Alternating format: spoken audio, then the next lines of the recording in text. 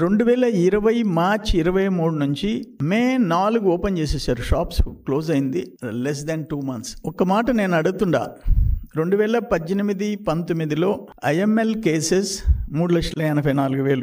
మధ్యలో జగన్మోహన్ రెడ్డి టైంలో 2021 1,87,000, 1,87,059,131 కేసులు సేల్స్. అంటే 3,84,000 నుంచి 1,87,000.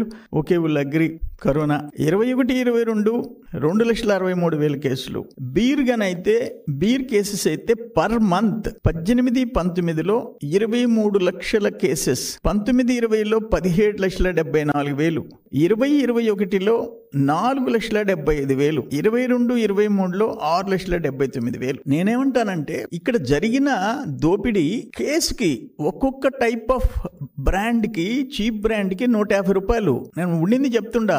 ఇంకొక బ్రాండ్ కి 250, ఇంకో బ్రాండ్ కి 350, 600. ఒక కేస్ అంటే 48 స్మాల్ బాటిల్స్, క్వార్టర్ బాటిల్స్ ఉంటాయి. అవి సపోజ్ ఒక దాంట్లో ఒక బాటిల్ 150, 250కి అమ్ముతారు బయట.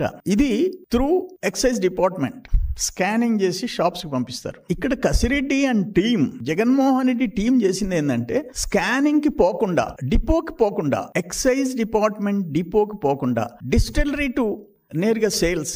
ఎందుకంటే ఆ స్టాఫ్ వాళ్ళు పెట్టుకున్న షాపులు అది ఎంత అని ఈ రోజు సిట్ తేల్చాల్సిన అవసరం ఉంది. నేను చెప్పిన సేల్స్ అంతకుముందు తెలుగుదేశం టైంకి ఇప్పటికీ మధ్యలో ఎందుకు వచ్చింది ఇది?